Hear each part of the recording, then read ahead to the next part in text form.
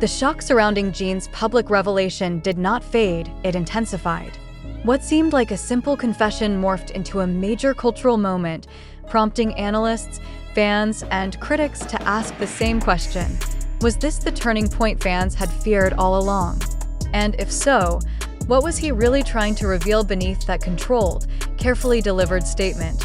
In the hours following the broadcast, digital platforms erupted with conflicting interpretations. Some argued that JN was signaling a deeper emotional exhaustion, while others believed this was a calculated disclosure ahead of an upcoming career shift. But the real question lingered in every discussion: why now?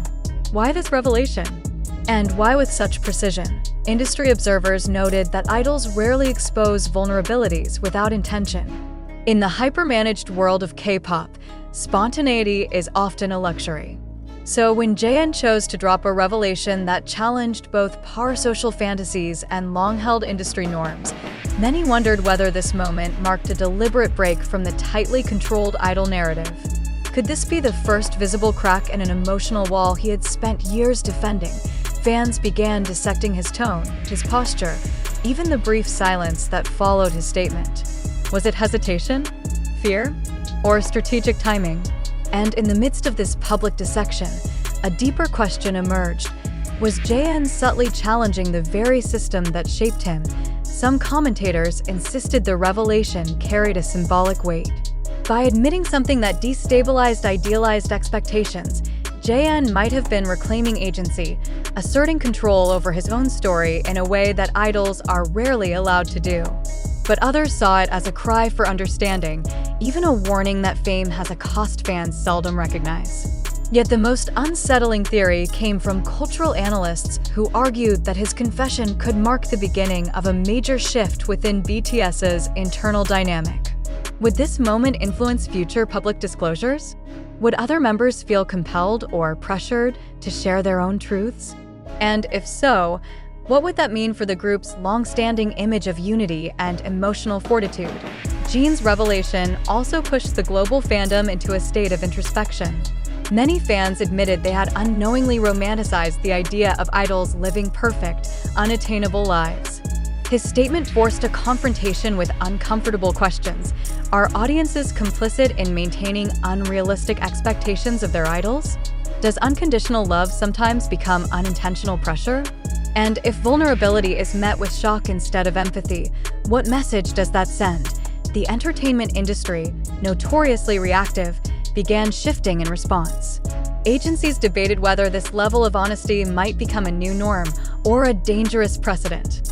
PR strategists quietly speculated whether Jin's revelation could inspire a broader movement of transparency across the idol landscape.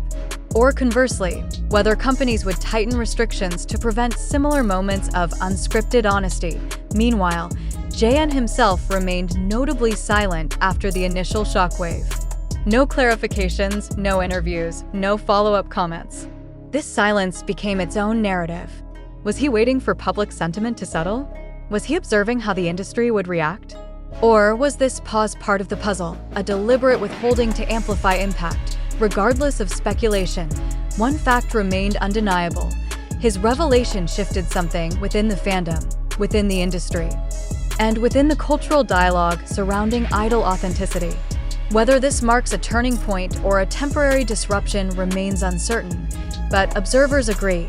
The emotional landscape of K-pop will not return to its previous state unaffected, and now the question extends to the readers. Do you believe this revelation was purely genuine or strategically timed? Was it a crack in the armor or the first step toward unprecedented transparency? And more importantly, what responsibility do audiences bear when idols attempt to reveal uncomfortable truths? The shockwave from Jin's so-called public bombshell revelation did not fade quietly. In fact, it intensified, raising a new and uncomfortable question among fans and observers. Was this truly a moment of raw honesty? Or merely the turning point everyone feared? A carefully constructed spectacle designed to redirect public attention? And if the latter is even remotely possible, what does that say about how easily audiences are moved, persuaded, or manipulated by the stories circulating across TikTok, YouTube, Twitter, and countless other platforms? As reactions continued to pour in, one unsettling detail became impossible to ignore. The narrative surrounding Jin's confession grew more dramatic with each retelling. But who is adding these layers? Why were different platforms amplifying different angles? And perhaps the most pressing question of all, do fans actually know what happened? Or do they simply believe what they want to believe? Every new clip posted online seemed to reshape public opinion. Some creators insisted the moment was 100% genuine, while others boldly claimed it was a strategic emotional reveal, designed to resurrect engagement during BTS's transitional period. But here's the real dilemma. Can any of these claims be verified? Or are all of us, fans, commentators, even journalists, building narratives on fragments that may not reflect the truth? This is where things become troubling. Because as the story evolved, the emotional responses of fans became louder, more passionate, and in some cases, more polarized. But why? Why were people so quick to accept the claims without questioning them? Why did so many choose a version of the story that aligned with their personal expectations of JN? And more importantly, what does this tell us about the rising culture of instant belief? Let's pause and ask the crucial questions. Do we truly believe Jin's confession happened exactly as portrayed? Or have we unconsciously accepted a dramatized version shaped by algorithms and sensational content creators? The truth is uncomfortable but necessary. The information fueling this controversy comes from platforms where accuracy is often secondary to virality. TikTok clips are trimmed, edited, and sometimes deliberately misleading. YouTube commentary channels thrive on heightened drama. Twitter trends reward shock over nuance. And media outlets, local or international, often race to publish before verifying. So, what happens when millions rely on these sources without question? We urge you to consider this. Is it possible that what we are discussing right now is not a revelation from JN, but a ripple effect of online sensationalism?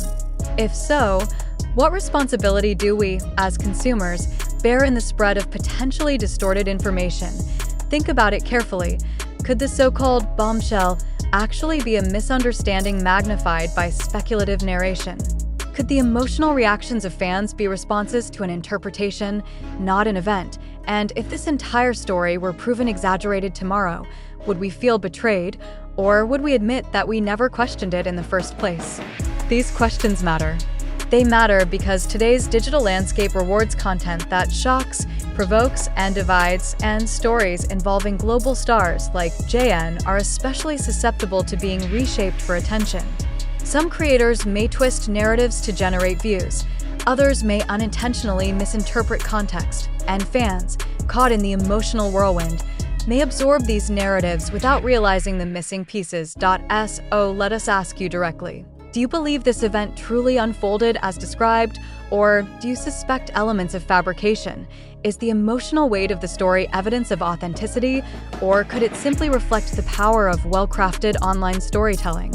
And if this entire narrative were a hoax, cleverly amplified for clicks, would you recognize it? Our intention is not to discredit JN or dismiss the emotional responses of fans, but to encourage a mindset that is increasingly essential in our rapidly evolving media world: critical skepticism.